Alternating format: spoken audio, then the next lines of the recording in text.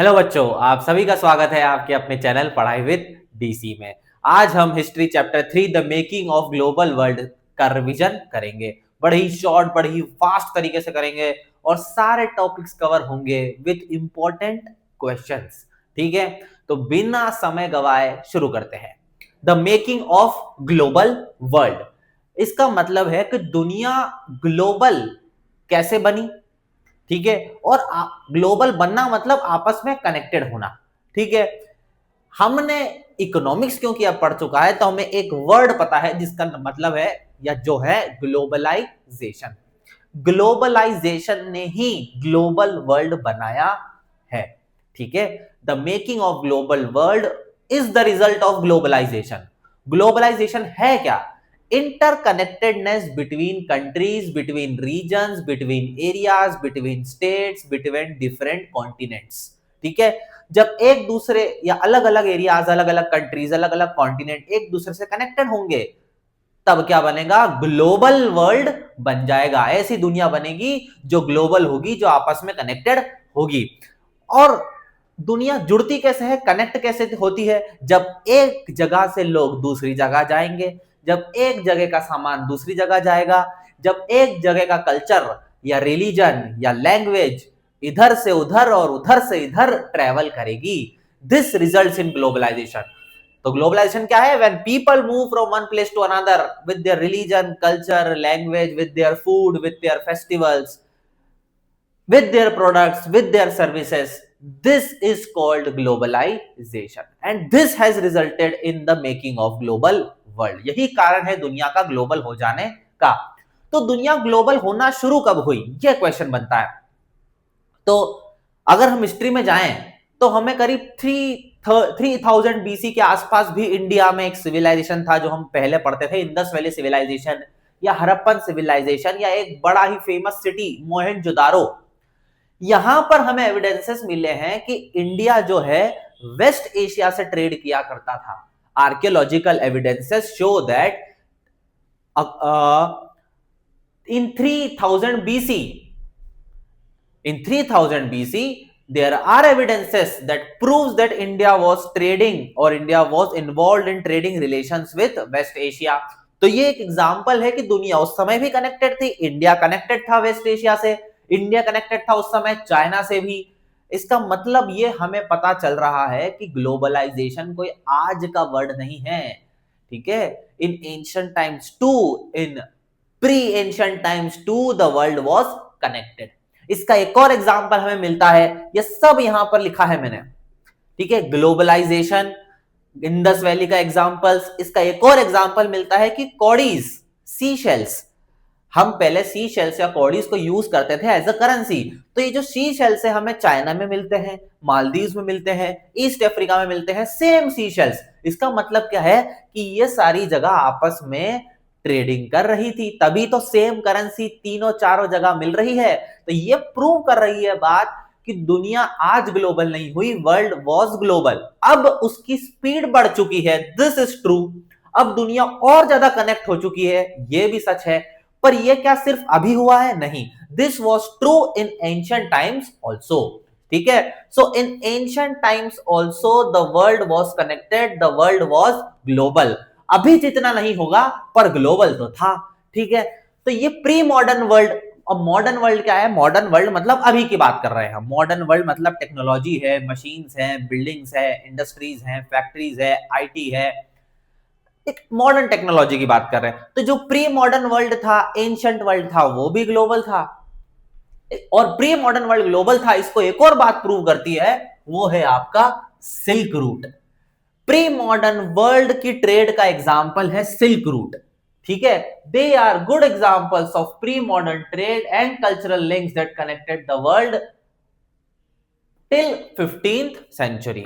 ठीक है, ये कब तक फ्लरिश हुए थे? They flourished till 15th century. 15th century के बाद क्या हुआ? थोड़े से चाइना आइसोलेट हो गया, यूरोप ने, ब्रिटेन ने लगभग पूरे एशिया या एशिया के मेजॉरिटी ऑफ द रीजन पर कॉलोनी या कब्जा कर लिया। उस वजह से सिल्क रूट का सिग्निफिकेंस धीरे धीरे उसके बाद खत्म हो गया। पर सिल्क रूट भी एक ये बात प्रूव करता है कि pre modern world was a global world. Silk route is example. Silk route के जो एविडेंसेस मिलते हैं वो प्रूव करते हैं कि जो प्री मॉडर्न वर्ल्ड था, प्री मॉडर्न वर्ल्ड मतलब करीब 1 या बीसी से मान के चले 1 AD से 1500 तक, 1500 तक दुनिया कनेक्टेड थी, और उसके पहले भी कनेक्टेड थी। हमें एविडेंसेस मिले हैं, सी शेल्स मिले हैं, इंडस वैली सिविलाइजेशन से एविडेंसेस मिले हैं, ये प्रूव करता है। तो सिल्क रूट है क्या? सिल्क रूट ने 3 कॉन्टिनेंट को कनेक्ट करा था basically, Asia, Europe and north Africa. It connected 3 continents, African continent, European continent, Asian continent. मतलब ये तीनों कॉन्टिनेंट ट्रेड में इन्वॉल्व थे। क्या ट्रेड करते थे ये सिल्क ट्रेड करते थे। सिल्क कहां से आता था? चाइना से आता था। और क्या ट्रेड करते थे? चाइनीज पॉटरी ट्रेड करते थे, ठीक है। और क्या ट्रेड करते थे? टेक्सटाइल्स और स्पाइसेस। ये कहां से आता था? इंडिया से आता था। और क्या ट्रेड करते थे? गोल्ड और सिल्वर। ये कहां से आता था? यूरोप से आता था। तो ये सारे प्रोडक्ट्स ट्रेड किए जाते थे इधर से उधर वाया सिल्क रूट। इसने और क्या इंपॉर्टेंस है सिल्क रूट का? सिल्क रूट का एक कल्चरल इंपॉर्टेंस भी है, रिलीजियस एंड कल्चरल इंपॉर्टेंस, क्योंकि यही सिल्क रूट से बुद्धिस्ट रिलीजन, क्रिश्चियन रिलीजन, मुस्लिम रिलीजन, उनका कल्चर, उनके फेस्टिवल एक कॉन्टिनेंट से दूसरे कॉन्टिनेंट ट्रेवल करे। मुस्लिम या हम बोल सकते हैं बुद्धिस्ट रिलीजन इंडिया में इसका बर्थ होता है, इंडिया, नेपाल, और ये पूरे चाइना में फैल गया, वेस्ट एशिया में भी गया, साउथ एशिया में भी गया। क्रिश्चियन रिलीजन यूरोप में इसका बर्थ होता है, और या वेस्ट एशिया में इसका बर्थ होता है, यूरोप, वेस्ट एशिया, और ये पूरे यूरोपियन कॉन्टिनेंट में फैल गया, ये इंडिया तक आया। Islamic religion Mecca and Medina, Arab world में इसका जन्म होता है, और ये पूरे वर्ल्ड में फैला। तो ये कहां से फैला? क्योंकि लोग ट्रैवल करें अपना रिलीजन लेके थ्रू सिल्क रूट। सो ये है कल्चरल सिग्निफिकेंस सिल्क रूट का, ठीक है। तो ये silk route is the example of pre modern trade या प्री मॉडर्न वर्ल्ड की दुनिया 1500 से पहले भी आपस में कनेक्टेड थी। ये बात, ये सबूत है इस बात का। Silk route is the example, is the evidence. और क्या ट्रैवल करा इस सिल्क रूट से या इन रास्तों से? खाना। जैसे ही अमेरिका मिला, अच्छा 15वीं सेंचुरी तक अमेरिका नहीं मिला था, लेकिन 16th सेंचुरी में क्रिस्टोफर कोलंबस ने अमेरिका को ढूंढ लिया, और जैसे ही अमेरिका पे लैंड किए, ठीक है, स्पेनिश एंड पोर्तुगीज ट्रेवलर्स, उसमें से क्रिस्टोफर कोलंबस भी थे। जैसे ही अमेरिका ट्रेवल किए, वहां से कुछ नए खाने दुनिया को मिले। आलू या पोटैटो इससे पहले यूरोप या एशिया में नहीं होता था, नहीं पता था, लेकिन वहां पर इन्हें आलू का क्रॉप मिल गया, वहां पे इन्हें मेज या भुट्टा या कॉर्न मिल गया, टोमेटो मिल गया, चिलीज मिल गई, स्वीट पोटैटो मिल गए, सोया मिल गए, एक्सेट्रा एक्सेट्रा चीजें जो 500 साल पहले दुनिया को नहीं पता थी या दुनिया नहीं खाती थी। सिर्फ अमेरिका में ये चीजें होती थी, और अमेरिका एक आइसोलेटेड आइलैंड था, अमेरिका कोई गया ही नहीं था। क्रिस्टोफर कोलंबस से पहले अमेरिका पहुंचे, इसका मतलब ये नहीं है कि वहां पर कोई इंसान नहीं रहते थे। क्रिस्टोफर कोलंबस से पहले भी वहां पर लोग रहते थे, पर वो काफी सालों से आइसोलेटेड थे। नेटिव अमेरिकन या इंडियंस कहा जाता है उन्हें, उसके पीछे एक अलग स्टोरी है। पर क्रिस्टोफर कोलंबस ने ये सारे फूड, या स्पेनिश या यूरोपियंस ने ये सारे फूड अमेरिका में डिस्कवर किए, जो पूरी दुनिया में फैल गए। इसके बाद नूडल्स जो है वो वेस्ट ट्रैवल की चाइना से, और बाद में वेस्ट में इसी नूडल्स को स्पगेटी कहा गया। अरब ट्रेवलर्स पास्ता, अब कौन कह सकता है कि पास्ता अरब में इन्वेंट हुआ था या अरबिक डिश है? हम तो इसे यही मानते हैं कि इटालियन डिश है। क्यों? क्योंकि अरब इसे कहां ले गए? सिसिली या इटली ले गए, और ये इटालियन डिश की तरह आजकल मानी जाती है। इसके बाद हम दूसरे ये सब बाहर के खानों से इतने प्रभावित हुए, इतना यूज करने लगे, या स्पेसिफिकली पोटैटो, आलू तो आज हम हर घर में आलू के बिना सब्जी नहीं बन पाती है, ठीक है। तो एक बार आयरलैंड में क्या हुआ, पोटैटो फेमाइन आ गई। आलू की फसल 1840 के आसपास पूरे आयरलैंड में खराब हो गई। इसकी वजह से 1 मिलियन 10 लाख लोग भूखमरी या स्टारवेशन से मारे गए। लोग ये खाना जो अभी सिर्फ 300 साल पहले मिला था आलू, उसको खाने के गरीब लोग, स्पेसिफिकली पुअर पीपल, क्योंकि पोटैटो काफी सस्ता होता है, काफी सस्ता फूड आइटम था, तो गरीब लोग मीट तो अफोर्ड नहीं कर पाते थे यूरोप में, आयरलैंड में, तो जनरली गरीब लोग आलू ही खाते थे। आलू की फसल खराब होने की वजह से 10 लाख पुअर पीपलों की जान चली गई, ड्यू टू स्टारवेशन। इतनी ओवर डिपेंडेंस हो गई थी on the food which arrived from foreign continent. इतना ज्यादा इंपैक्ट होता है दुनिया के कनेक्ट होने का कि जो खाना 300 साल पहले अवेलेबल नहीं था, 300 साल बाद जो नए लोग आए वो इतने डिपेंडेंट हो गए उस पर कि लोग उसकी फसल खराब होने की वजह से मरने लगे। ठीक है, तो ये है आपका इंट्रोडक्शन चैप्टर का। यहां पर सबसे इंपॉर्टेंट टॉपिक जो है वो है सिल्क रूट। ठीक है, सिल्क रूट और कुछ ऑब्जेक्टिव बनते हैं कि नूडल्स वेस्ट कहां से गया, चाइना से गया, और वहां पर क्या खिलाया, स्पगेटी कहलाया। अरब पास्ता कहां की डिश है, अरेबिक डिश है। पास्ता को अरब ट्रेवलर्स कहां लेके गए, इटली लेके गए। आयरिश पोटैटो फेमाइन 1840 में हुई, 1 मिलियन लोग इसमें मारे गए। ठीक है, cowries is example of sea shells जिसे बोलते हैं example of currencies used in pre modern world. और सिल्क रूट किन कॉन्टिनेंट को कनेक्ट करता है और क्या प्रोडक्ट बेचता है। This is the introduction. जल्दी से नया टॉपिक आगे बढ़ते हैं अपन।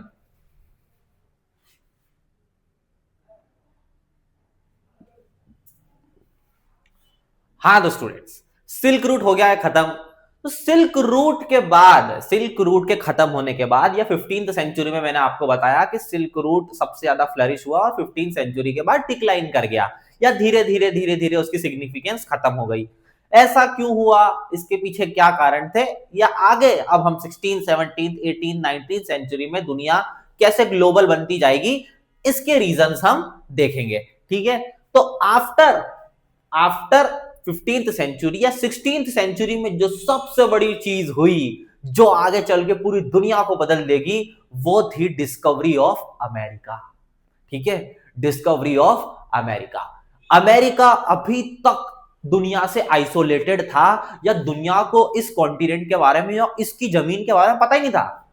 दुनिया को पता ही नहीं था कि एक जमीन और है जहां पर बहुत सारे रिसोर्सेस होंगे, बहुत बड़ा लैंड होगा, गोल्ड सिल्वर, इतना बड़ा agriculture land, forest, metals, resources, और ये सब चीजें दुनिया को बदल के रख देगी।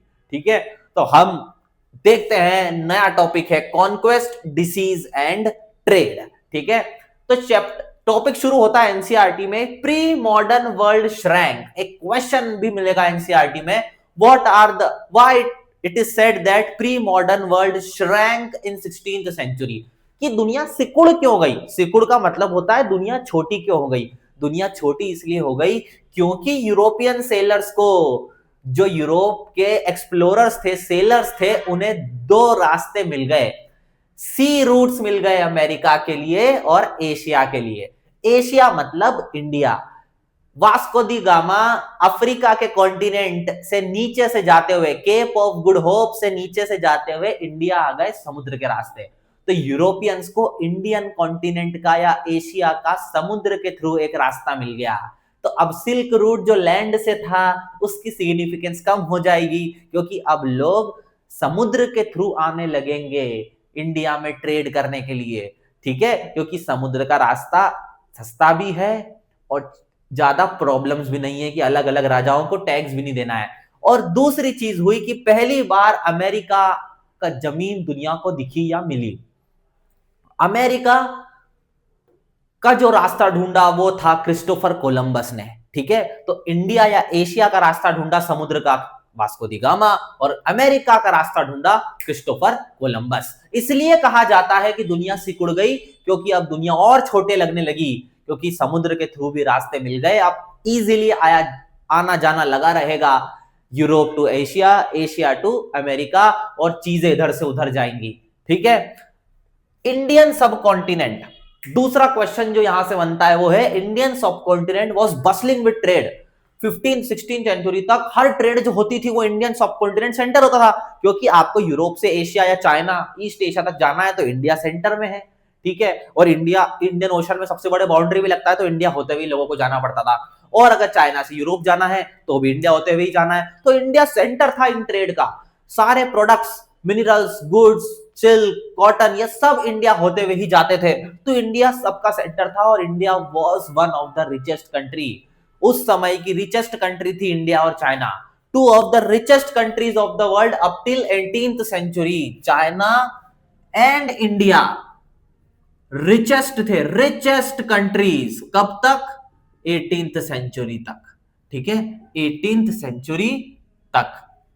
तो इंडियन कॉन्टिनेंट जो था बसलिंग विद ट्रेड होता था, बट ये चीजें बदल गई जब यूरोपियंस को रास्ता मिला और यूरोपियंस ने इंडिया को कॉन्कर कर लिया और अमेरिका को भी कॉन्कर कर लिया। जैसे ही यूरोपियंस ने इंडिया और एशिया के रीजन्स को कॉलोनी बनाया और अमेरिका को भी कॉलोनी बनाया, वैसे ही क्या हुआ, ये जो ट्रेड का सेंटर था वो इंडियन सब कॉन्टिनेंट से शिफ्ट होके कहां शिफ्ट हो गया, यूरोप में, और सारी दौलत यूरोप चली गई और European continent became the richest. और आफ्टर सेकेंड वर्ल्ड वॉर हम देखेंगे या फर्स्ट वर्ल्ड वॉर देखेंगे कि American continent became the richest. ठीक है, तो ये जर्नी है। ईस्ट जो डोमिनेट किया करता था, वहां से दुनिया गई यूरोप, जिसने दुनिया को डोमिनेट किया, वहां से दुनिया शिफ्ट हुई अमेरिका। और अब हम देख रहे हैं कि अमेरिका को चैलेंज कर रहा है फिर से ईस्ट, चाइना, रशिया, इंडिया जैसी पावर्स। और आपने देखा कि डोनाल्ड ट्रंप जो भी एक्शंस ले रहे हैं, वेनेजुएला, ये सब मॉडर्न डायनामिक्स या जियोपॉलिटिक्स को बड़ी अच्छी तरीके से समझा रहा है कि कैसे दुनिया फिर से सर्कल आउट कर रही है और ईस्ट से यूरोप, मतलब चाइना, इंडिया से यूरोप से अमेरिका, और फिर चीजें गोल घूमकर इंडिया और चाइना की तरफ आ रही है, और कैसे डोनाल्ड ट्रंप या अमेरिका घबरा कर नए नए एक्शंस ले रहा है। 2 मिनट रुकना बेटा।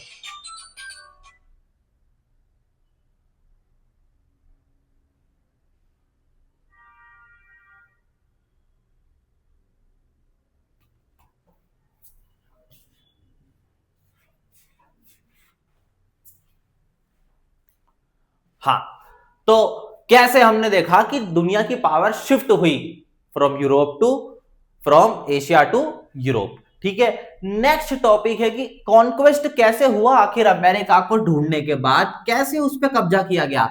सो हमने देखा कि भाई क्रिस्टोफर कोलंबस ने अमेरिका को डिस्कवर किया। क्रिस्टोफर कोलंबस और बाकी के स्पेनिश और पोर्तुगीज एक्सप्लोरर्स ने और सेलर्स ने, ठीक है, और अमेरिका में ट्राइबल्स या नेटिव अमेरिकन्स रहते थे जिन्हें इंडियंस कहा जाता है। उन्हें इंडियंस ही कहा जाता है। क्यों इंडियंस कहा जाता है? क्योंकि क्रिस्टोफर कोलंबस इंडिया ढूंढने के लिए निकला था। वो सी रूट चाहता था इंडिया तक पहुंचना, तो कि उसको पता था कि इंडिया तो सेंटर है वर्ल्ड की ट्रेड का, इंडिया दौलतमान देश है, तो वो इंडिया का रास्ता ढूंढना चाहता था, सी रूट। पर वो गलती से अमेरिका पहुंच गया, और जब वो अमेरिका पहुंचा उसे नहीं पता कि वो अमेरिका गया, उसे लगा मैं इंडिया आया हूं, तो उसने नेटिव अमेरिकन को इंडियंस कहकर पुकारा। जब से नेटिव अमेरिकन को इंडियंस ही कहा जाता है। तो वहां पर जो लोग रहते थे पहले से अमेरिका में, उनको कॉन्कर करना मतलब बहुत आसान है, क्योंकि वो अभी भी ट्राइबल पद्धति से रह रहे थे और मॉडर्न आर्मी गई थी क्रिस्टोफर कोलंबस के साथ में, मॉडर्न वेपन्स के साथ में, जो बड़ी पावरफुल गन पाउडर के साथ गए थे वो लोग, तो उन्होंने इजीली कॉन्कर करना शुरू किया। पर वो जाकर फिजिकली लोगों को मारते और कब्जा करते उससे पहले एक बीमारी या एक डिसीज जिसे कहा जाता है स्मॉल पॉक्स, ठीक है, ये स्मॉल पॉक्स एक भयानक बीमारी है जो 11th 12th 13th 14th century बड़े यूरोप में फैली और काफी यूरोप की आबादी बहुत घटा दी थी इस बीमारी ने। पर जो लोग बचे वो लोग इम्यून हो गए। इस बीमारी के जो बैक्टीरिया वायरसेस थे वो लेकर पहुंचे ये लोग अमेरिका, और अमेरिका के लोग जो इतने सालों से आइसोलेटेड थे उनके पास इम्यूनिटी नहीं थी इस बीमारी की, तो ये लोग जाके मारते। उससे पहले स्मॉल पॉक्स फैल गया अमेरिका में, और अमेरिकन, नेटिव अमेरिकन ऐसे ही बीमारी से मरने लगे स्मॉल पॉक्स की। और इस बीमारी ने क्रिस्टोफर कोलंबस और यूरोपियंस को मदद करी इन कॉन्क्वेस्ट ऑफ अमेरिका। ठीक है, so America was conquered by Europeans with the help of disease.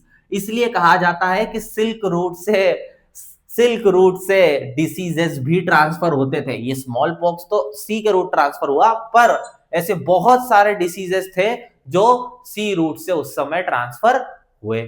ठीक है, this proved to be more deadlier than any weapons. कौन सा disease? Smallpox. And American land, minerals, metal resources transformed the world and upcoming centuries and also increased European wealth. इसकी वजह से क्या हुआ?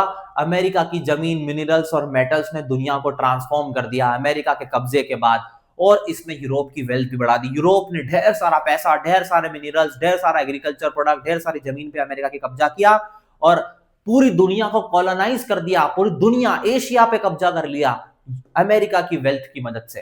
ठीक है, ये है रोल ऑफ अमेरिका, और ये बाद में अमेरिका पूरी दुनिया को बदल कर रख देगा। हमने देखा first world war, second world war, और फिर दुनिया की जो पावर थी वो यूरोप से कहां शिफ्ट हो गई, अमेरिका में।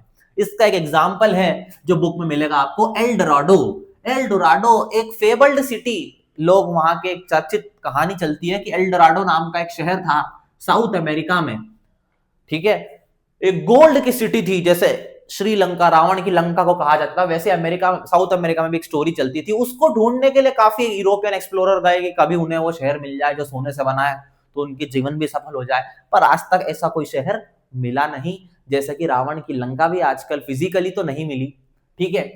तो 19th सेंचुरी नेक्स्ट टॉपिक है हमारा, कि अमेरिका का कॉन्क्वेस्ट हो गया 16th सेंचुरी में, 17th सेंचुरी में। नेक्स्ट टॉपिक है कि 19th सेंचुरी ईयर से 1815 से 1914। 1815 क्या है, chapter number 1, Napoleon was defeated in battle of Waterloo. 1914 क्या है, 1914 start of first world war. तो इन सालों में हम देखेंगे कि कैसे अमेरिका और यूरोप बदलेगा, और अमेरिका दुनिया की सुपर पावर बन जाएगा फर्स्ट वर्ल्ड वॉर के बाद, या दुनिया का सबसे सिग्निफिकेंट नेशन बन जाएगा, सबसे वेल्दी नेशन बन जाएगा, ठीक है।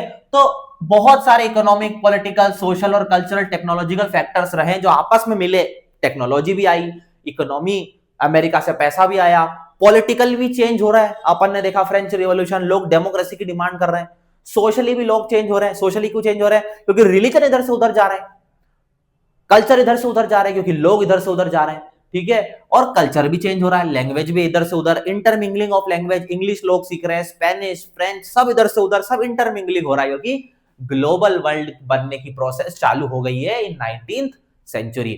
तो 3 टाइप ऑफ फ्लोज जो इकोनॉमिस्ट जो है सजेस्ट करते हैं जिसने दुनिया को बदला। पहला फ्लो है फ्लो ऑफ ट्रेड। ट्रेड होने लगी, बहुत ज्यादा ट्रेड होने लगी, समुद्र के थ्रू, लैंड के थ्रू, हर तरीके से, और वीट और क्लॉथ इधर से उधर ट्रांसफर होने लगा।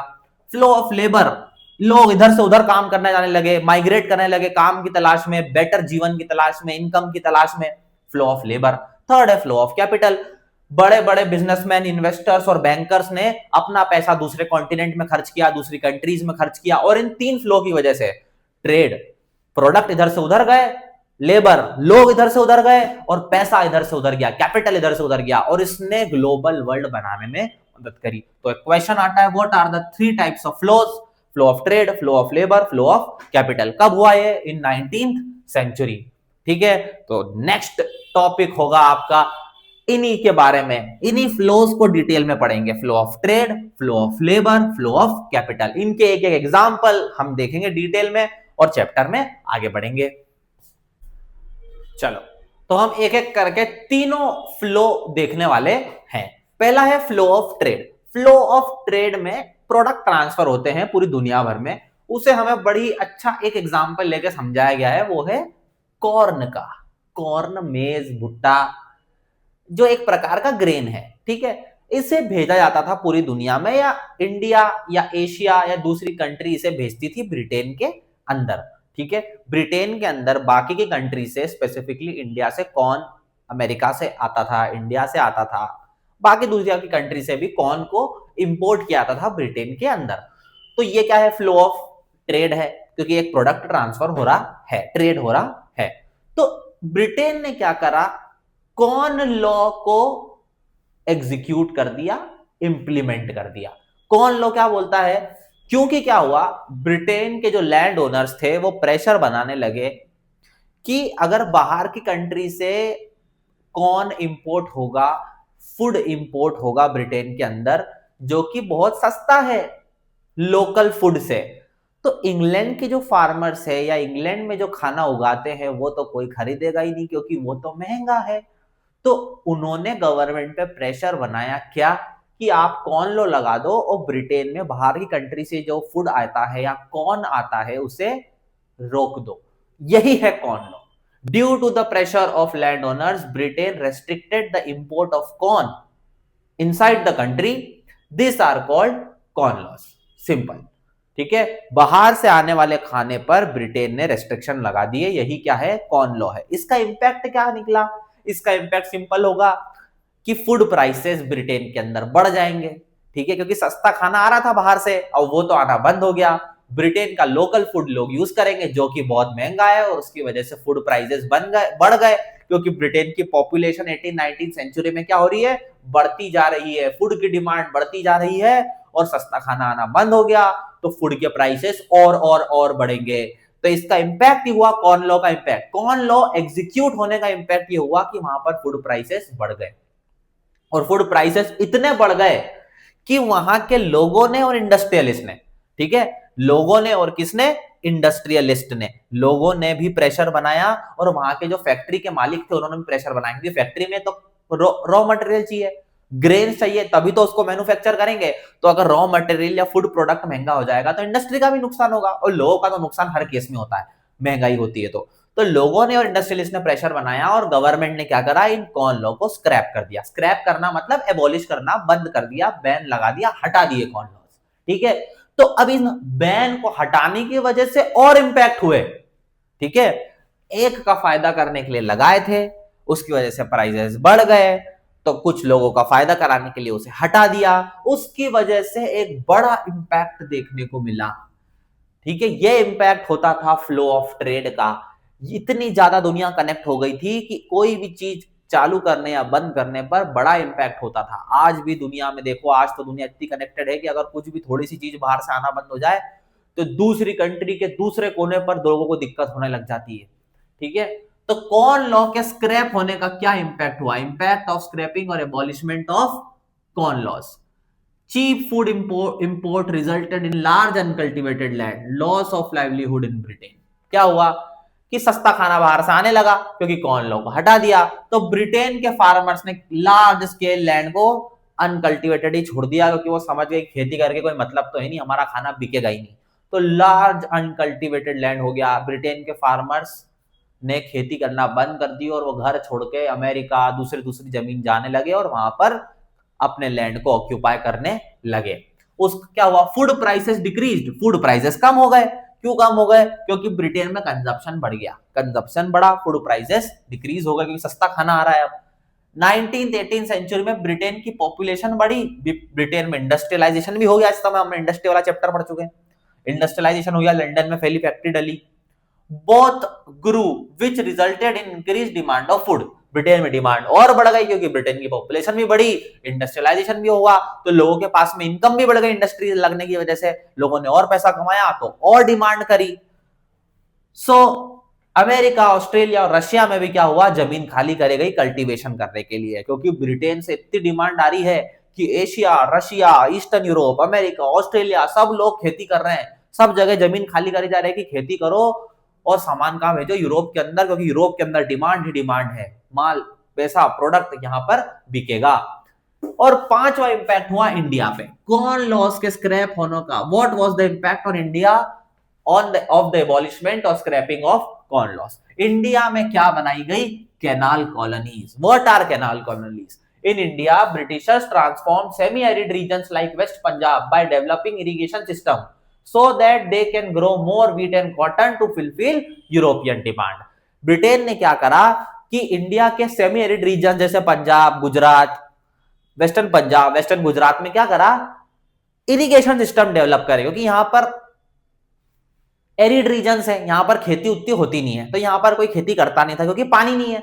तो दूसरी जगहों से नदियों को जोड़कर पाइप सिस्टम, कैनाल्स के थ्रू, इरिगेशन के थ्रू वहां पर पानी लाया और वहां पर खेती करवाना चालू करी। इससे क्या हुआ, इस और क्यों करी, क्योंकि वो ये सब खाना कहां भेजना चाहते थे, यूरोप भेजना चाहते थे। यूरोप क्यों, क्योंकि यूरोप में डिमांड है। तो उन्होंने इंडिया के सेमी एरिड रीजन्स को इरिगेशन सिस्टम्स के थ्रू, वाटर के थ्रू एग्रीकल्चरली प्रोडक्टिव एरिया में बदल दिया। और ये जो रीजन थे वेस्टर्न पंजाब और सेमी एरिड रीजन, इन्हीं क्या कहा गया, कैनाल कॉलोनीज। मतलब ऐसी कॉलोनी जो इरिगेशन सिस्टम डेवलप करने से बनी, इसको बोलते हैं कैनाल कॉलोनीज। तो ये है लास्ट इंपैक्ट, ठीक है।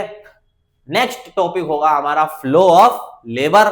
फ्लो ऑफ लेबर में हमें पढ़ना है इंडेंचर्ड लेबर, ठीक है। तो जल्दी से मैं बोर्ड प्रिपेयर करता हूं, जब तक आप रेस्ट कर लीजिए, चाय नाश्ता सब कुछ कर लीजिए।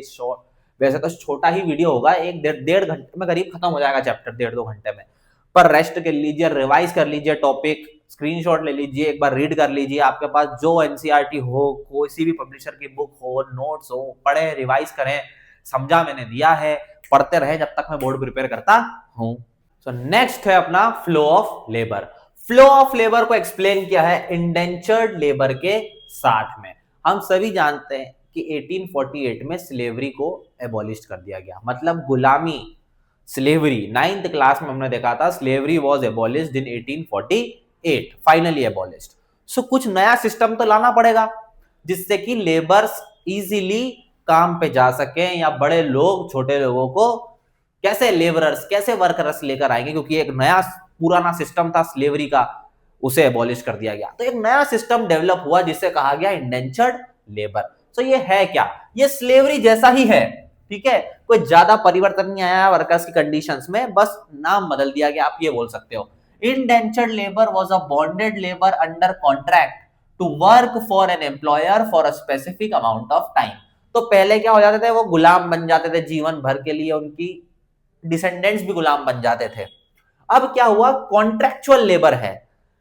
Indentured labour is a bonded labour under contract. Contract sign होता था जनरली 5 साल का, तो 5 साल के लिए आप अपने एम्प्लॉयर के लिए काम करोगे, ऐसा कॉन्ट्रैक्ट है। इसके बदले में you are to be paid, आपको क्या मिलेगा, पेमेंट मिलेगा, ठीक है, पेमेंट मिलेगा, या तो आपको वेजेस मिलेंगे, या तो अगर आपको जनरली क्या होता था कि लोग इंडिया छोड़कर या अपना देश छोड़कर दूसरी अच्छी जगह जाना चाहते थे काम की तलाश में, या बेटर लिविंग कंडीशन की तलाश में, या पैसे की तलाश में। उन्हें लग रहा है कि यहाँ पर मुझे काम नहीं मिलेगा, मैं तो अमेरिका डेवलप हो रहा है, अमेरिका जाना चाहता हूँ, या किसी और देश जाना चाहता हूँ।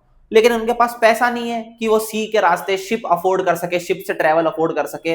तो उन लोगों को भी एम्प्लॉयर्स जो है हायर कर लेते थे कि हम तुम्हारा जाने का रास्ता, जो पैसेज का पैसा है, पे ऑफ कर देंगे, आपका जाने का पैसेज का जो पेमेंट होगा उसे पे ऑफ कर देंगे। जब तक वो पे ऑफ नहीं हो जाता, जब तक आप हमारे लिए एज अ लेबरर काम कर लेना, और बाद में आप फ्री हो, ठीक है। फॉर एग्जाम्पल, कोई एक आदमी है, उसके पास पैसा नहीं है, वो जाना चाहता है अमेरिका, तो वो एक एम्प्लॉयर आया, उसने बोला कि एक काम करते हैं, आप मेरे लिए 3 साल तक वहां पे एज अ लेबरर काम करना, आपका जो सी का रास्ता निकलेगा वो हम माफ कर देंगे, ठीक है, और ऊपर से आपको थोड़ा थोड़ा वेजेस भी दे देंगे। उसके बाद आप पूरा परिवार सहित आप कहां बस सकते हो, अमेरिका में बस जाओ कॉन्ट्रैक्ट खत्म होने के बाद। इसे कहते हैं indentured labour, bonded labour under contract for an employer for a specific amount of time to pay off his passage to a new country और होम, ताकि वो अपने पैसेज का पैसा भर सके, इसीलिए लेबर होता था एज अ कॉन्ट्रैक्ट। इसे बोलते हैं इंडेंचर्ड लेबर। इंडेंचर्ड लेबर कहां से आते थे? इंडिया के UP, Bihar, Tamil Nadu etcetera state में से आते थे। यहाँ पर काम नहीं है और आबादी ज्यादा है इन स्टेट्स की, आज तक ज्यादा है, ठीक है। और इनकी डेस्टिनेशन क्या थी, किस कंट्रीज में जाते थे काम करने के लिए? Caribbean island. कैरिबियन आइलैंड मतलब अभी वेस्ट इंडीज की जो क्रिकेट की टीम है वो वेस्ट कैरिबियन आइलैंड से ही बनती है majorly. Guyana, Trinidad, Jamaica, Saint Kitts and Nevis patriots, ये सब कंट्रीज जो हैं, ये सब कैरेबियन कंट्रीज या कैरेबियन आइलैंड कंट्रीज कहलाती है, जो अमेरिका के नीचे ओशन में जो छोटे छोटे आइलैंड्स दिखते हैं वहां पर है ये सिचुएटेड, ठीक है, अमेरिकन कॉन्टिनेंट के नीचे, सो नॉर्थ अमेरिकन कॉन्टिनेंट के नीचे। तो ये सब की डेस्टिनेशन, ये सब इंडेंचर्ड लेबर एम्प्लॉयर जो है वो यहां से उठाते थे और कहां पर ले आते थे इनको काम करने के लिए? कैरेबियन आइलैंड में। कैरेबियन आइलैंड मतलब गयाना, त्रिनिदाद, या दूसरी जगह भी हो सकती थी। उन दूसरी जगह में एक फिजी थी, एक मॉरिशस थी, इसके अलावा और भी जगह पर as a plantation workers, as agriculture labourer काम करने के लिए ले जाते थे। इसे कहते हैं इंडेंचर्ड लेबर। इंडेंचर्ड लेबर की कंडीशंस क्या थी? बहुत ही खराब, बहुत ही वेरी हार्श कंडीशन। उनको बड़े बड़े वादे किए जाते थे कि आपको पैसा मिलेगा, आपकी लिविंग कंडीशन सुधर जाएगी, पर यह सच्चाई नहीं है। इतनी खराब सिचुएशन में उन्हें रहना पड़ता था, दिन दिन भर काम करना पड़ता था, खाने को नहीं मिलता था। वो लोग भागने की कोशिश करते थे, कुछ लोग निकल जाते थे, लेकिन जो पकड़े जाते थे उनको बड़ी ही स्ट्रिक्ट पनिशमेंट मिला करती थी। So very hard conditions were imposed on indentured labour. इसकी वजह से इंपैक्ट क्या हुआ? कल्चर का फ्यूजन हो गया। जब लेबरर्स अपना देश छोड़ के दूसरे आइलैंड या दूसरे देश जाते हैं तो अपना रिलीजन, कल्चर, फेस्टिवल, कपड़े सब लेके जाते हैं। तो दो जगहों के कपड़े, फेस्टिवल, कल्चर एक साथ मिले और कुछ कल्चर फ्यूजन्स भी देखने को मिले।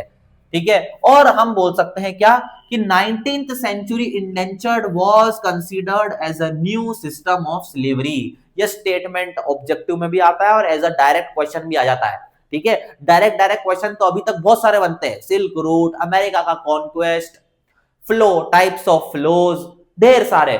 पर ये है आपका कंसेप्चुअल क्वेश्चन, व्हाई इंडेंचर्ड या 19th century indentured is considered was considered as a new system of slavery, ठीक है। स्लेवरी तो एबॉलिश्ड हो गई 1848 में, 1848 के बाद क्या आया, इंडेंचर्ड लेबर। इसे भी नया सिस्टम कहा गया, उन्होंने बोला स्लेवरी है, खाली नया सिस्टम है स्लेवरी का। ऐसा क्यों, क्योंकि बड़ी हार्श कंडीशन में रखा जाता था, स्लेव की तरह ही काम करते थे इंडेंचर्ड लेबर भी, हमने अभी देखा। उनको बहुत सारे वादे करे और कई बार तो उनको यही नहीं पता होता था कि उन्हें 2 महीने तक शिप से ट्रेवल करना पड़ेगा, तब जाके वो दूसरी कंट्री पहुंचेंगे। सी सिकनेस हो जाती थी, खास कंडीशन में रहना पड़ता था और उनके वादे सारे झूठे साबित हो जाते थे, ठीक है। तो इसलिए इसे न्यू सिस्टम ऑफ स्लेवरी कहा। याद रखना 19th सेंचुरी इंडेंचर्ड ऑब्जेक्टिव में आता है, is called as a new system of slavery. तो इस कल्चर फ्यूजन के कुछ एग्जांपल है, रायटस कार्निवल, कार्निवल निकलता था ट्रिनिदाद के अंदर, जहां पर लोग नाचते हैं, गाते हैं, अलग अलग कल्चरल आर्ट फॉर्म को शो करते हैं। नेक्स्ट है रेस्टाफेरियनिज्म, ये क्या है, एक रिलीजन है, प्रोटेस्ट रिलीजन, एक नया धर्म बन गया, अलग अलग धर्मों के लोगों के साथ जब वो लोग मिले, वहां के लोकल लोग और यहाँ से इंडेंचर्ड लेबर गए और एक नया प्रोटेस्ट रिलीजन बना, जिसे Jamaican singer Bob Marley follow करते थे, या उन्होंने इस रिलीजन को बड़ा ही फेमस कर दिया। नेक्स्ट है चटनी म्यूजिक, चटनी म्यूजिक त्रिनिदाद और गयाना में फेमस हो गया। दोनों जगहों के म्यूजिक मिले आपस में और एक नया फ्यूजन कल्चर क्रिएट हुआ, नया म्यूजिक क्रिएट हुआ, नया रिलीजन क्रिएट हुआ, नया कार्निवल, नया फेस्टिवल क्रिएट हुआ, नए नए कपड़े। हम देखते हैं वेस्ट इंडीज में बड़े ही ब्राइट कलर के कपड़े, बड़े ही डिजाइन वाले कपड़े चलते हैं, ये कल्चर हो गया उनका वहां का, ठीक है। नेक्स्ट है डिसेंडेंट्स, इन इंडेंचर्ड लेबर के आगे आने वाली जो पीढ़ी है, जो बेटे हुए, क्या वो दुनिया में फेमस हुए? बिल्कुल। कुछ एग्जाम्पल दिए गए, वीएस नायपॉल जो इंडिया के या इंडियन इंडेंचर्ड लेबर थे, उन्हीं के बेटे, उन्हें नोबेल प्राइज मिला लिटरेचर की फील्ड में एज अ राइटर, ठीक है। इसके बाद कुछ वेस्ट इंडीज के क्रिकेटर जो भारतीय नाम दिखते हैं उनके, पर वो वेस्ट इंडीज से बिलोंग करते हैं, क्योंकि उनके दादाजी या परदादाजी एज ए लेबरर काम करने गए होंगे कैरिबियन आइलैंड में। राम नरेश सरवन ये कैप्टन भी रहे वेस्ट इंडीज के। उसके बाद Shivnarine Chanderpaul, one of the finest test batter, जिनका बड़ा ही अजीब सा ऑकवर्ड स्टांस होता था, वो नॉर्मली खड़े नहीं होते थे, ऐसे टेढ़े खड़े होते थे बॉल फेस करने के लिए, ये सब। और अभी हम देखते हैं सुनील नरेन एक प्लेयर हैं, वो भी ऐसा नाम से लगता है कि इंडियन नाम है, इंडेंचर्ड लेबर। उनके पिताजी, दादाजी, परदादाजी कभी इंडिया से गए होंगे काम करने के लिए और वहीं बस गए, ये वो लोग हैं जो वहीं बस गए। और फाइनली इंडेंचर्ड लेबर एबॉलिश कर दिया गया 1921 में, ठीक है। इंडेंचर्ड लेबर वाज एबॉलिश्ड इन 1921। तो यहां से बहुत सारा क्वेश्चन ऑब्जेक्टिव बन सकता है कि इंडेंचर्ड लेबर क्या है, उनकी कंडीशंस क्या थी, बड़ी खराब कंडीशन थी। इंडेंचर्ड लेबर बॉन्डेड लेबर है इन कॉन्ट्रैक्ट, यहां से जाते थे, यहां पर जाते थे। ये हुआ cultural significance of indentured labour कि चटनी म्यूजिक कहां चला, त्रिनिदाद गयाना में चला। और इंडेंचर्ड लेबर कब बंद हो गया, 1921 में इंडेंचर्ड लेबर वाज एबॉलिश्ड, ठीक है। सो लगभग अभी 50% of the chapter, 60% of the chapter complete है, और भी कुछ टॉपिक्स है जिसे आगे हम जल्दी जल्दी देखेंगे। हेलो बच्चों, तो कैसे हैं आप सभी? आप सभी का स्वागत है आपके अपने चैनल पढ़ाई विद डीसी में। पिछले आधे पार्ट के इस वीडियो में हमने सीबीएसई बोर्ड्स के लिए शूट किया था, क्योंकि सीबीएसई बोर्ड में ये सिर्फ 20-25% चैप्टर ही इंक्लूड होता है। कौन सा chapter? Chapter 3 history the making of global world. पर बाकी सारे बोर्ड्स में, बाकी सारी स्टेट बोर्ड्स में और बाकी जितने भी स्टेट बोर्ड्स हैं उसके अंदर ये पूरा चैप्टर आता है, ठीक है। तो आगे आज हम इस चैप्टर को कंटिन्यू करेंगे, वहीं से आपको एक सेपरेट वीडियो मिल जाएगा सीबीएसई स्टूडेंट्स के लिए, और एक पूरे चैप्टर का कंप्लीट वीडियो भी मिलेगा जो बाकी सारी स्टेट बोर्ड्स के लिए होगा। तो हमने पिछले सेक्शन में 3 टाइप्स ऑफ फ्लोज देख रहे थे, flow of trade, flow of labour. आज हमें देखना है फ्लो ऑफ कैपिटल, और बाकी आगे चैप्टर कंटिन्यू करेंगे, ठीक है। सो पहला है अपने पास flow of capital. Flow of capital क्या होता है? ग्लोबल वर्ल्ड बनाने में या दुनिया को जोड़ने में जब लोग इधर से उधर जाएंगे तो कुछ डेवलपमेंट एक्टिविटीज के लिए agriculture, plantation, industry, printing presses, ये सब डालनी है, तो उसके लिए लगेगा कैपिटल। कैपिटल होता है, यहां पर कैपिटल का मतलब है मनी एंड इन्वेस्टमेंट से। तो बहुत सारे कंपनीज, बहुत सारे ट्रेडर्स, बहुत सारे बिजनेसमैन दूसरी अलग अलग कंट्रीज में अपना पैसा इन्वेस्टमेंट करते थे। तो हमारे पास दो नाम है, दो इंडियन बैंकर्स के नाम है जो इन्वेस्टमेंट किया करते थे बाकी की कंट्रीज में, ठीक है।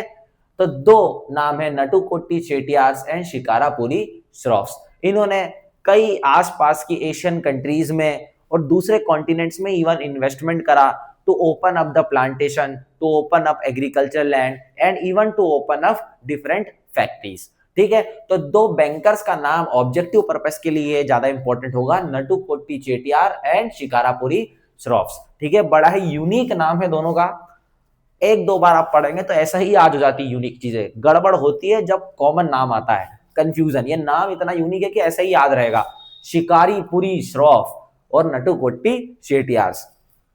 नेक्स्ट टॉपिक है अपना Indian trade and colonialism, global system. तो इंडिया की ट्रेड कैसे चल रही है, हम बात कर रहे हैं in 19th century, 18th and 19th century, specifically in 19th century.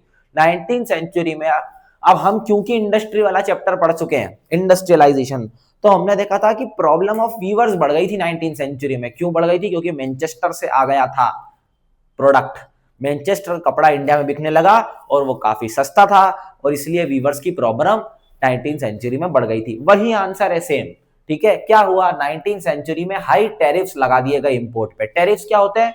Tax on imports. High tariffs on import of cotton cloth, मतलब इंडिया का कपड़ा जब ब्रिटेन में जाएगा तो उस पर ढेर सारा टैक्स लगेगा, ठीक है। तो मान के चलो अगर इंडिया 100 रुपए में कपड़ा बना रहा है तो ब्रिटेन में अगर वो कपड़ा बिकेगा तो ब्रिटेन की गवर्नमेंट ने उस पर 300 रुपए टैक्स लगा दिया। अब वो कपड़े की कीमत हो गई 400, ताकि ब्रिटेन के लोग इंडिया से आया हुआ कपड़ा नहीं खरीदे।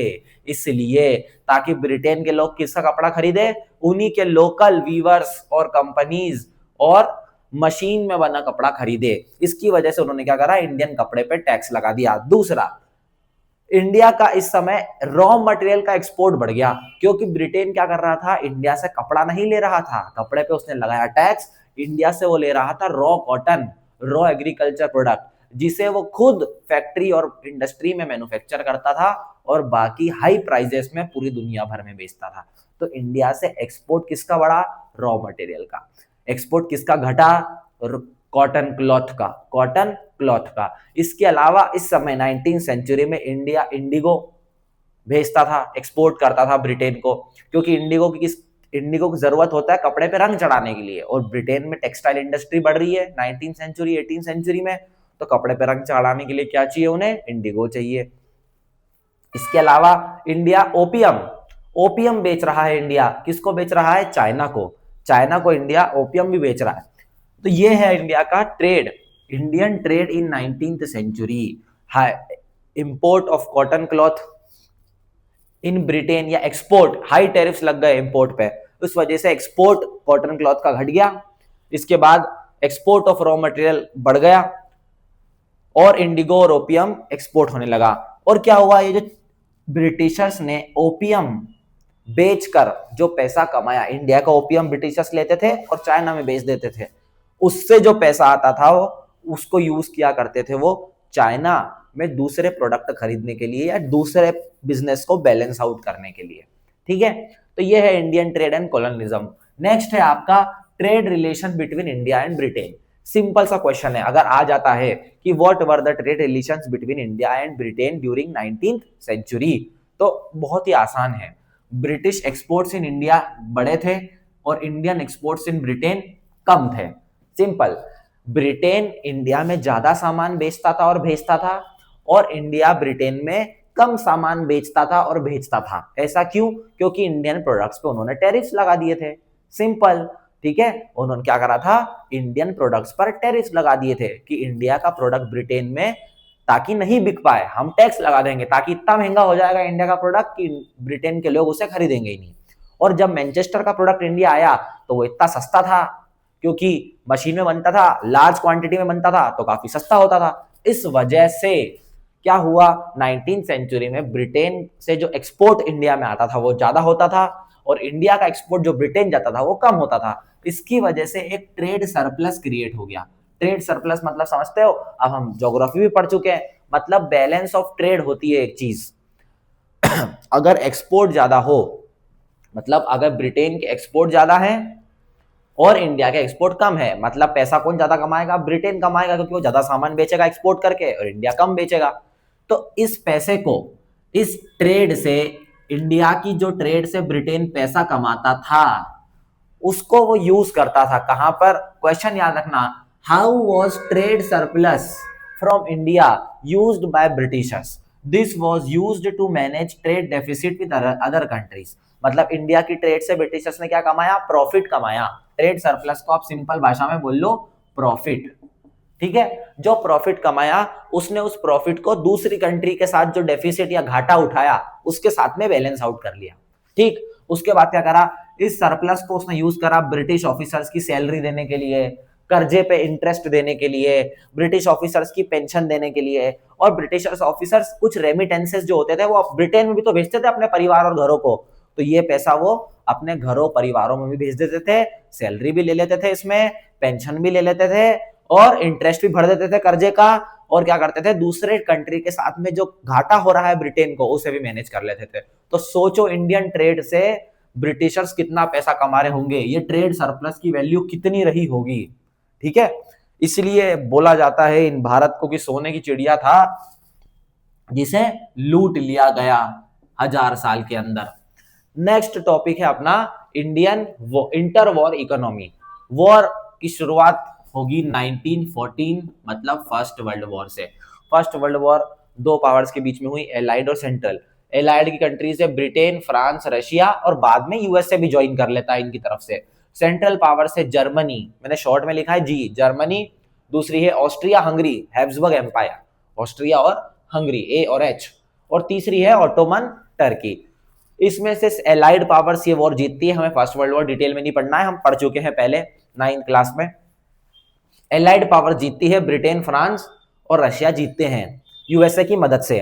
और इस वॉर के क्या इंपैक्ट हुए, क्वेश्चन सीधा सा बन सकता है, अगर आया तो वैसा मुश्किल है कि बने, पर हम देख लेते हैं। 9 मिलियन 90 लाख लोग मारे गए और 20 मिलियन 2 करोड़ लोग क्या हो गए, इंजर्ड हो गए।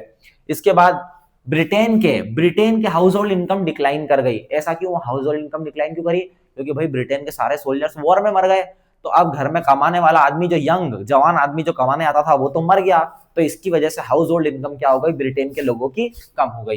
तीसरा क्या था, ब्रिटेन ने फर्स्ट वर्ल्ड लड़ने के लिए बहुत सारा पैसा उधार लिया यूएसए से, ठीक है। और यही शुरुआत हुई, यहीं से वर्ल्ड पावर में फिर शिफ्ट हुआ। पहले शिफ्ट हुआ था इंडिया और चाइना से यूरोप की तरफ, और अब यूरोप से शिफ्ट होगा अमेरिकन कॉन्टिनेंट की तरफ। फर्स्ट वर्ल्ड वॉर में ये पावर शिफ्ट होने लग गई थी, सेकेंड वर्ल्ड वॉर में पूरी तरीके से यूएसए दुनिया की सबसे बड़ी पावर बन जाएगा और रशिया ही उसके एक टक्कर का बचेगा थोड़ा बहुत, और ब्रिटेन पूरी तरीके से बर्बाद हो जाएगा सेकेंड वर्ल्ड वॉर के बाद, ठीक है। तो ये रहा आपका थोड़ा सा आगे का टॉपिक। जल्दी से मैं बोर्ड रब करके आगे लिख लेते हैं और आगे कंटिन्यू करेंगे चैप्टर को। नेक्स्ट टॉपिक है अपना rise of mass production and consumption. US का एग्जाम्पल है और यूएस से ही इसकी शुरुआत होती है। हम देख रहे हैं, हम इंडस्ट्री चैप्टर क्योंकि पढ़ चुके हैं, the age of industrialisation. 19th century तक इंडस्ट्रियलाइजेशन लगभग पूरी दुनिया में होने लगा है या फैल चुका है ब्रिटेन से शुरू होकर। यूएस में फर्स्ट वर्ल्ड वॉर में यूएसए ने खूब पैसा कमाया, बहुत सारा लोन दिया ब्रिटेन को, बहुत सारा लोन दिया सारी कंट्रीज को, बहुत सारे प्रोडक्ट्स बेचे फर्स्ट वर्ल्ड वॉर में, हथियार, एग्रीकल्चर प्रोडक्ट, सब कुछ। यूएस से एक बड़ी पावर निकल के आया फर्स्ट वर्ल्ड वॉर के बाद, और यूएसए में बड़ी बड़ी कंपनियां जन्मी, बहुत बड़ी बड़ी इंडस्ट्रीज, फैक्ट्रीज डली, बहुत बड़ी बड़ी कंपनी बर्थ लिया आफ्टर फर्स्ट वर्ल्ड वॉर या ड्यूरिंग फर्स्ट वर्ल्ड वॉर, वो बड़ी बन गई जो कंपनी पहले से थी। उसमें एक कंपनी थी फोर्ड मोटर्स, जिसकी गाड़ियां हम यूज करते हैं, फोर्ड कार, फोर्ड जो आती है, उसके मालिक थे हेनरी फोर्ड। हेनरी फोर्ड ने फोर्ड कंपनी को एस्टेब्लिश किया और आफ्टर फर्स्ट वर्ल्ड वॉर वो एक टेक्नोलॉजी लेके आए जिसे बोला गया इन्वेंशन या इनोवेशन लेके आए, ज्यादातर ये बोला था, assembly line. Assembly line technology उन्होंने कहां से उठाया इस टेक्नोलॉजी को? स्लॉटर हाउस से। स्लॉटर हाउस मतलब जहां पर मीट बनता है, जानवरों को काटते हैं, क्लीन करते हैं, बोन्स अलग करते हैं, मीट अलग करते हैं, ब्लड सेपरेट करते हैं, ये सब काम जहां होता है। कैसा होता है? हम देखते हैं एयरपोर्ट पे कन्वेयर बेल्ट होते हैं जिसपे सबके जो सूट केसेस रहते हैं वो जा रहे होते हैं, ठीक है? तो वैसे ही होती है असेंबली लाइन टेक्नोलॉजी।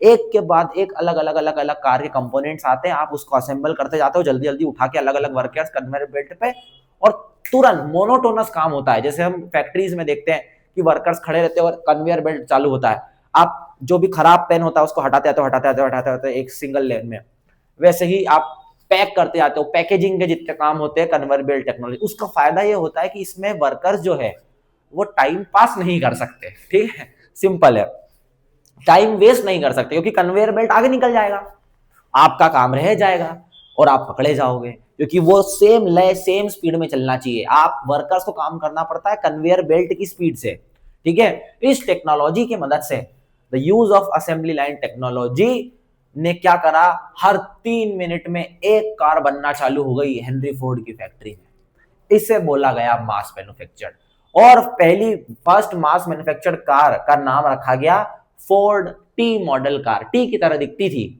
टी की तरह, कैसी? ऐसी, टी की तरह, ठीक?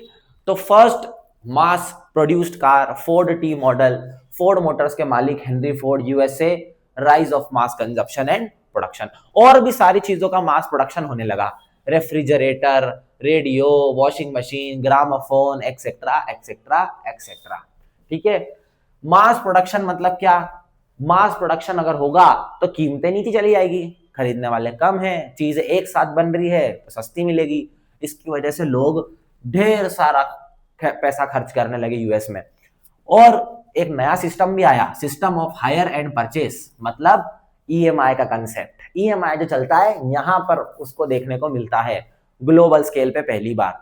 ईएमआई मतलब क्या होता है? हायर एंड परचेस क्या होता है? आप क्रेडिट पे सामान खरीद लो, a kind of credit system with weekly और मंथली इंस्टॉलमेंट्स।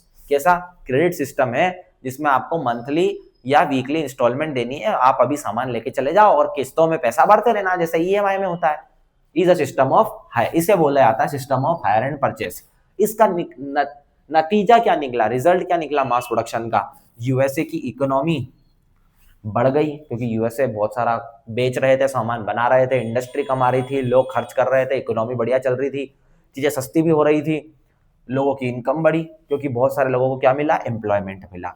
मास प्रोडक्शन के लिए इंडस्ट्री डलेगी, इंडस्ट्री के लिए लोग चाहिए, फैक्ट्री के लिए लोग चाहिए, लोग अच्छे कमाए और यूएसए की इकोनॉमी बढ़ती गई, ठीक है? नेक्स्ट है अपना ग्रेट इकोनॉमिक डिप्रेशन। तो इतनी अच्छी सिचुएशन चल रही थी यूएसए में और पूरी दुनिया में, इस समय यूएसए क्या कर रहा है? पूरी दुनिया में लोन भी दे रहा है रिकंस्ट्रक्शन करने के लिए, हर जगह यूएसए लोन दे रहा है, स्पेसिफिकली यूरोपियन कंट्रीज को, क्योंकि फर्स्ट वर्ल्ड वॉर में यूरोप में हुई फर्स्ट वर्ल्ड वॉर, पूरा यूरोप तबाह हो गया, वापिस से सब बनाना पड़ेगा। यूएसए की कंपनीज, यूएसए के बैंकर्स, यूएसए के बैंक्स, यूएसए की कंपनी जा जाके लोन दे रही है, खुद स्टेब्लिश कर रही है चीजें, खुद कॉन्ट्रैक्ट्स भी ले रही है, और कुछ साल तो सब सही चला 1918 में फर्स्ट वर्ल्ड वॉर में, और 10 साल बाद 1929 में आ गया ग्रेट इकोनॉमिक डिप्रेशन। क्यों आया? एग्रीकल्चर ओवर प्रोडक्शन की वजह से। क्या हुआ था? फर्स्ट वर्ल्ड वॉर में यूरोप खत्म हो गया था, बर्बाद हो गया था। तो फर्स्ट वर्ल्ड वॉर के दौरान यूरोप में तो एग्रीकल्चर हो ही नहीं रहा था, तो यूरोप की डिमांड जो है वो eastern Europe, specifically Austria, Germany, ये वाला इलाका, रशिया, सबसे ज्यादा इंपैक्ट इन्हीं एरियाज में हुआ था फर्स्ट वर्ल्ड वॉर का। तो ईस्टर्न यूरोप में एग्रीकल्चर होना बंद हो गया। ईस्टर्न यूरोप, तो पूरे यूरोप की डिमांड कहां से पूरी हो रही थी? कनाडा, अमेरिका, एशिया, ऑस्ट्रेलिया, यहां से। अब क्या हुआ? फर्स्ट वर्ल्ड वॉर के बाद में ईस्टर्न यूरोप में एग्रीकल्चर शुरू हो गया, तो मार्केट में क्या आ गया? गलट आ गया। गलट का मतलब है मार्केट में एग्रीकल्चर प्रोडक्ट ढेर सारा है पर खाने वाले कम लोग हैं, खरीदने वाले कम लोग हैं, ठीक है? तो इसे बोला गया agriculture over production due to the glut in market. Glut आने की वजह से, क्योंकि ईस्टर्न यूरोप में भी एग्रीकल्चर शुरू हो गया, कनाडा ने तो शुरू कर ही दिया था और वो यूरोप भेज रहा है, ऑस्ट्रेलिया भी भेज रहा है, अमेरिका भी भेज रहा है, ढेर सारा खाने के सामान आने लगे, एग्रीकल्चर प्रोडक्ट आने लगे, पर खरीदने वाले इतने है ही नहीं। उसकी वजह से एग्रीकल्चर ओवर प्रोडक्शन की वजह से ग्रेट डिप्रेशन आया। दूसरा, अमेरिका ने लोन देना बंद कर दिया।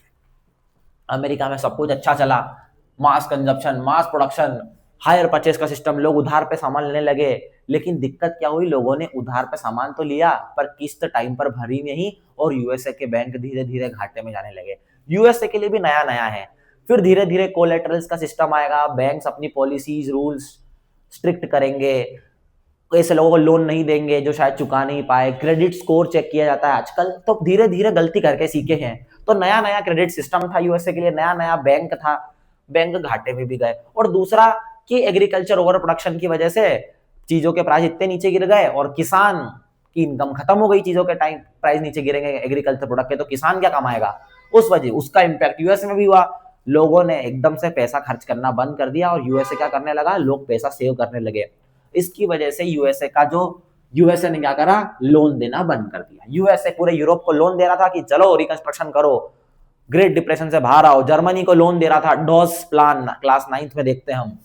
इसके बाद क्या हुआ, यूएसए ने लोन देना बंद कर दिया। तो दो कारण है, एग्रीकल्चर ओवर प्रोडक्शन और यूएसए स्टॉप्ड गिविंग लोन्स। दो कारण है टू यूरोप स्पेसिफिकली। इस और इतने सारे हैं इम्पैक्ट। क्या हुआ इम्पैक्ट, क्या हुआ ग्रेट इकोनॉमिक डिप्रेशन का, तो भाई एग्रीकल्चर ओवर प्रोडक्शन होगा तो डिक्रीज ऑफ एग्रीकल्चर प्राइसेस हो जाएंगे, एग्रीकल्चर के प्राइस नीचे गिर जाएंगे और लोग परेशान हो जाएंगे, स्पेसिफिकली फार्मर्स और पुअर पीपल, उनकी इनकम ही खत्म हो जाएगी। दूसरा है collapse of USS banking system. USA के ने लोन देना बंद कर दिए और पूरा का पूरा यूएसए का बैंकिंग सिस्टम कोलैप्स कर गया, पूरा क्रेडिट सिस्टम धराशायी हो गया। ठीक है, लोगों ने किस्त चुकाना ही बंद कर दी, जो यूरोप में पैसा लगाया था बैंक ने वो भी यूरोप में अटक गया। Europe was unable to pay back the interest on loans and pay back the principal amount also. और क्या हुआ, farmers and businessman both suffered. Farmers भी सफर करे, बिजनेसमैन भी सफर करे, ऑब्वियस सी बात है, बिजनेसमैन भी सफर करेंगे। और तीसरा क्या है, prices of wheat and jute fell. कहां पर है ये, इंडिया में। व्हीट के और जूट के प्राइजेस इंडिया में कम हो गए। एक टॉपिक है lament of jute farmers in Bengal. Jute Bengal में बनता था, बहुत परेशानी आई इंडिया में 1930। और इसका रिजल्ट इंडिया में क्या हुआ कि इंडिया में गांधी जी ने मौका पाते हुए सीडीएम शुरू कर दिया। और सीडीएम में Indian businessman Purushottam Das, Thakur Das, FICCI participated, rich peasant, Jats and Patidars participated. क्यों participated, due to the impact of great depression. Great depression आने की वजह से चीजें कम हो गई, लोगों को परेशानी होने लगी और ब्रिटिश गवर्नमेंट ने टैक्स खत्म करने से मना कर दिया, बोले कि हम तो टैक्स नहीं हटाएंगे या नहीं कम करेंगे। तो लोग गांधी जी के साथ सीडीएम में जुड़ गए प्रोटेस्ट के लिए, सिंपल। तो इंडिया में ग्रेट इकोनॉमिक डिप्रेशन का इंपैक्ट था कि व्हीट और जूट के प्राइस नीचे गिरे और गांधी जी ने सीडीएम चालू करा, जिसमें बिजनेसमैन ने भी पार्टिसिपेट करा और रिच पीजेंट्स ने भी पार्टिसिपेट करा। तो ये है आपका ग्रेट इकोनॉमिक डिप्रेशन। और अगला टॉपिक, चलिए जल्दी से मैं बोर्ड फिर से प्रिपेयर कर लेता हूँ, नेक्स्ट टॉपिक के लिए तैयार है, जब तक नोट्स बना ले, रिवाइज कर ले, और कुछ क्वेश्चन हो तो कमेंट बॉक्स में लीव कर देना। हाँ तो स्टूडेंट्स, नेक्स्ट टॉपिक है अपना second world war. Second world war हुई 1939 या 1938 से शुरू, 38-39 और खत्म होती है 1945 में। ठीक है, पार्टिसिपेंट्स थे एक्सिस पावर्स और एलाइड पावर्स। एक्सिस पावर्स की कंट्री है Nazi Germany, Hitler class 9th, Austria Hungary फिर से, और जापान और इटली। एलाइड पावर्स में सेम कंट्रीज है जो पिछली बार थी, ब्रिटेन, फ्रांस, रशिया को अब हम सोवियत यूनियन बोल रहे हैं क्योंकि रशिया में रशियन रिवॉल्यूशन हो चुका है। व्लादिमीर लेनिन और उसके बाद में जोसेफ स्टालिन जो है वो रशिया के लीडर होते हैं सेकेंड वर्ल्ड वॉर के दौरान, और बाद में ज्वाइन करेगा यूएसए। ठीक, इस वॉर में 60 मिलियन पीपल मर गए और सेकेंड वर्ल्ड वॉर में बहुत भारी नुकसान हुआ, बहुत भारी नुकसान। और इसे कहा जाता है इस वॉर को the great war, the great war. पूरी दुनिया की इकोनॉमी ढह गई, ग्रेट इकोनॉमिक डिप्रेशन इसका एक बड़ा कारण बना। ठीक है, और हिटलर का एम्बिशन इसका एक बड़ा कारण बना। इस वर्स्ट वर्ल्ड वॉर से बाहर निकालने के लिए after the first world war 1944 और 45 में कुछ बड़े स्टेप्स लिए गए और दो इन्फ्लुएंसेस ने पोस्ट वॉर रिकंस्ट्रक्शन को एग्जीक्यूट करा। वॉर में सब नुकसान हो गया, एशिया, यूरोप तो पूरा बर्बाद हो गया सेकेंड वर्ल्ड वॉर में, क्योंकि न्यूक्लियर वेपन्स और बहुत हेवी आर्टिलरी और एयरफोर्स का यूज किया गया था। और न्यूक्लियर वेपन से जापान तो आप जानते, हिरोशिमा नागासाकी, बहुत बुरा इंपैक्ट हुआ था। तो दो बड़ी पावर्स निकल के आई सेकेंड वर्ल्ड वॉर के बाद, पहले थी यूएसए, ब्रिटेन को रिप्लेस कर दिया और यूएसए वेस्टर्न वर्ल्ड की, वेस्ट की दुनिया की सबसे बड़ी पावर बन गई, इकोनॉमी में भी, पॉलिटिक्स में भी और मिलिट्री में भी। और रशिया और यूएसए किसको रिप्रेजेंट करता था? कैपिटलिस्ट इकोनॉमी को। कैपिटलिस्ट मतलब private profit and private ownership of land. Russia became super power in the east, east की सबसे बड़ी पावर रशिया बन गई, या सोवियत यूनियन जिसे कहा जाता है, या उस समय क्या कहा जाता था रशिया को? Soviet union. और यह सोवियत यूनियन कैपिटलिस्ट नहीं थी, क्या थी? सोशलिस्ट और कम्युनिस्ट थी। सोशलिस्ट मतलब प्राइवेट प्रॉपर्टी नहीं है, प्राइवेट प्रॉफिट नहीं है, properties of the society, societal ownership of land and societal sharing of profit. Ideology दोनों की अलग अलग, एक पावर है वेस्ट की, एक पावर है ईस्ट की। इसके बाद में दोनों में कोल्ड वॉर शुरू हो जाती है कि भाई दुनिया पे कंट्रोल किसका होगा, वो दुनिया के बिजनेस पे, दुनिया की इकोनॉमी पे, दुनिया के पैसे पे दबदबा किसका बनेगा। ठीक, तो इन दोनों ने अपने अपने इन्फ्लुएंसेस लगाए और दुनिया को रिकंस्ट्रक्ट करने की कोशिश करी। ईस्ट में दबदबा रशिया का रहा, यूएसए का भी रहा, लेकिन ज्यादा दबदबा अल्टीमेटली 1990s में सोवियत यूनियन डिसइंटीग्रेट हो जाता है तो यूएसए जीत जाता है कोल्ड वॉर। पर दुनिया ने सेकेंड वर्ल्ड वॉर से दो लेसन लिए। Two lessons were taken from second world war या इकोनॉमिक एक्सपीरियंसेस। कि पहले कि अब क्या हो चुका है? इंडस्ट्रियलाइजेशन हो चुका है, हम सभी जानते हैं।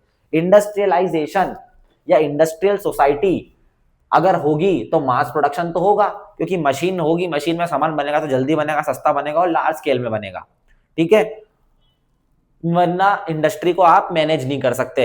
इंडस्ट्री का उसूल है कि मास प्रोडक्शन होगा, जल्दी जल्दी सामान बनेगा, और मास प्रोडक्शन अगर होगा तो मास कंजप्शन होना जरूरी। सामान बन रहा है तो कोई यूज करने वाला भी तो होगा, नहीं तो इंडस्ट्री तो बंद पड़ जाएगी, लोग खरीदेंगे नहीं सामान।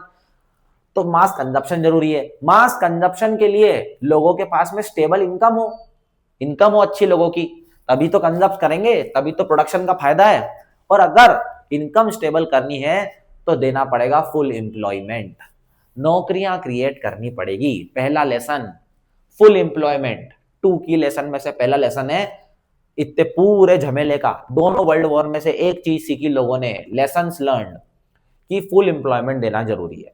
और फुल एम्प्लॉयमेंट देने के लिए, फुल एम्प्लॉयमेंट तभी अचीव हो सकता है जब कंट्री की गवर्नमेंट तीनों प्रकार के फ्लोज को कंट्रोल करेगी। वही फ्लोज जो हमने देखे थे, flow of trade, flow of labour, flow of capital. जब कंट्री की गवर्नमेंट के पास पावर हो कि वो ट्रेड को कंट्रोल कर ले, लेबर को कंट्रोल कर ले और कैपिटल को कंट्रोल कर ले। कंट्रोल कैसे करती है ट्रेड को?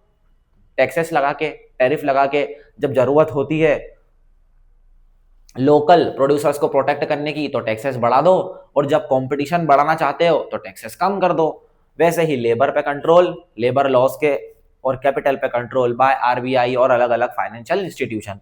तो इन सब दो लेसन को ध्यान में रखते हुए एक एग्रीमेंट होता है दुनिया के डेवलप्ड नेशंस के द्वारा, जिसे कहा जाता है ब्रेटन वुड्स एग्रीमेंट। कहां पर साइन हुआ? यूएसए के हैम्पशायर शहर में। हैम्पशायर एक सिटी है, कहां पर? यूएसए के अंदर।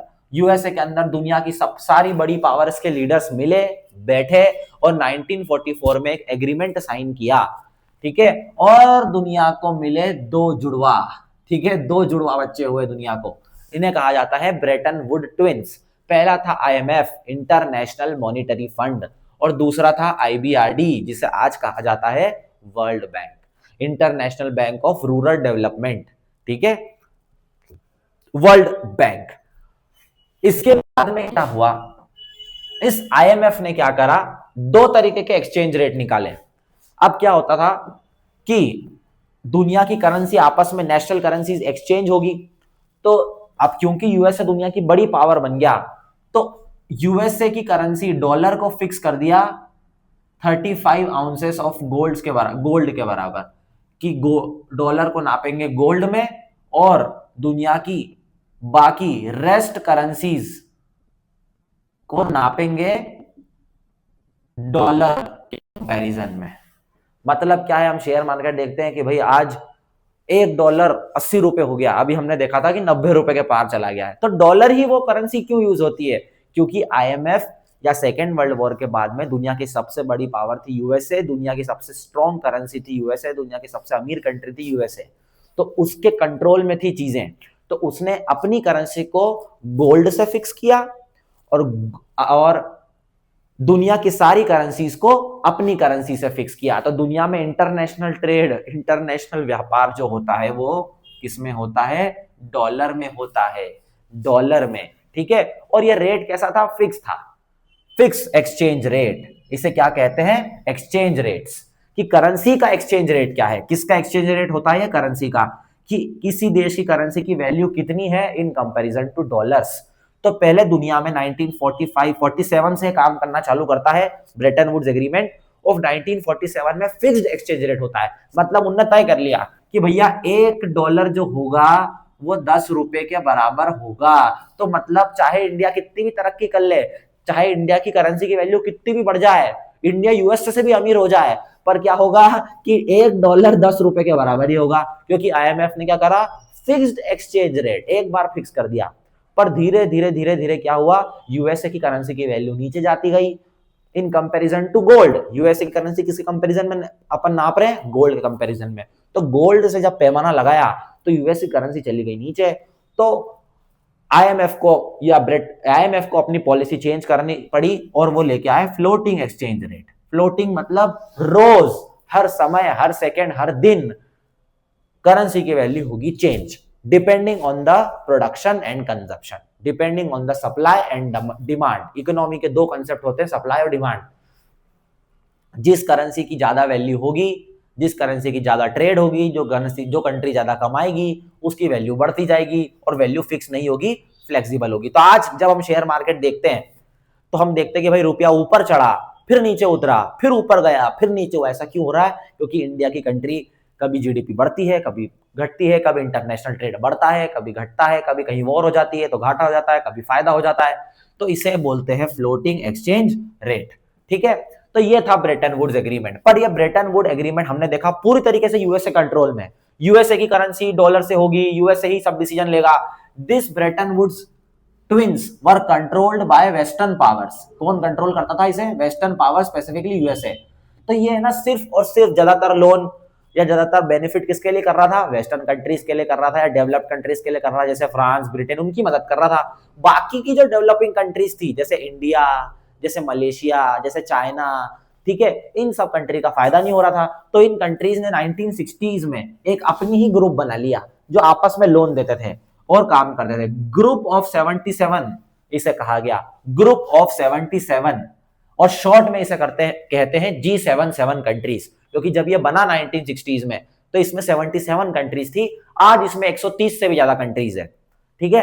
तो इन लोगों ने अपना सेपरेट ग्रुप बना लिया और इस ग्रुप को कहा गया NIEO, new international economic order. New international economic order ये किसको चैलेंज करता था? आईएमएफ और आईबीआरडी या ब्रेटन वुड्स को, कि भाई तुम्हारे हिसाब से तुम लोन ले लेते हो, हमें तो देते नहीं हो, हमारा तो फायदा हो ही नहीं रहा है इससे, आईएमएफ से और वर्ल्ड बैंक से, तो हम हमारी ग्रुप बना लेंगे, ठीक है। और यहां पर आके चैप्टर कंप्लीट होता है, ठीक है। होगा क्या कि शुरुआत में हमने देखा इसी समय एमएनसी का कल्चर आने लगेगा, ग्लोबलाइजेशन हो चुका है, अब एक्सचेंज रेट भी फिक्स हो गए हैं, तो बड़ी बड़ी एमएनसीज निकली यूरोप से और अमेरिका से, ठीक है। मल्टीनेशनल कंपनीज, मतलब जो दूसरी मल्टीपल कंट्रीज में अपना प्रोडक्शन एक्टिविटीज चलाती है। और धीरे धीरे क्या हुआ कि ये सारी एमएनसीज कहां पर शिफ्ट होने लगी? सब पैदा तो हुई थी डेवलप्ड कंट्रीज में, अमेरिका, यूरोप, लेकिन ये अपना प्रोडक्शन यूनिट कहां पर शिफ्ट करने लगे?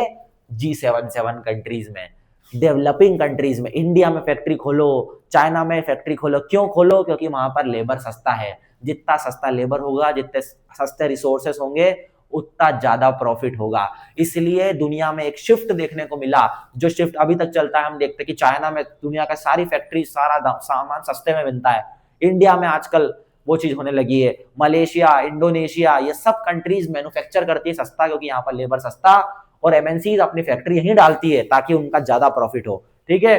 तो ये था ग्लोबल वर्ल्ड। कैसे अमेरिका आया? अमेरिका ने फर्स्ट वर्ल्ड वॉर जीतने में मदद करी, सेकंड वर्ल्ड वॉर जीतने में मदद करी, दुनिया पे कंट्रोल पाया, दुनिया की सबसे बड़ी कंट्री बनी। कैसे उसने इंडिया पे इफेक्ट किया, कैसे ब्रिटेन पे इफेक्ट किया। और चैप्टर होता है खत्म, the making of global world. आपके लिए इंपॉर्टेंट क्वेश्चंस रहेंगे चैप्टर से अमेरिका के ऊपर, smallpox disease, rinderpest Africa के अंदर एक कैटल डिसीज था। राइंडर पेस्ट शायद हमने डिस्कस नहीं किया होगा। जैसे अमेरिका में स्मॉल पॉक्स फैला था और बायो वॉर हुई थी, बायोलॉजिकल वॉरफेयर बोलते हैं जब डिसीज फैल जाए कंट्री में और लोग मरने लगे, वैसे ही अफ्रीका के अंदर एक डिसीज फैला था जिसका नाम था राइंडर पेस्ट। राइंडर पेस्ट कब फैला था ये? 1890s के अंदर।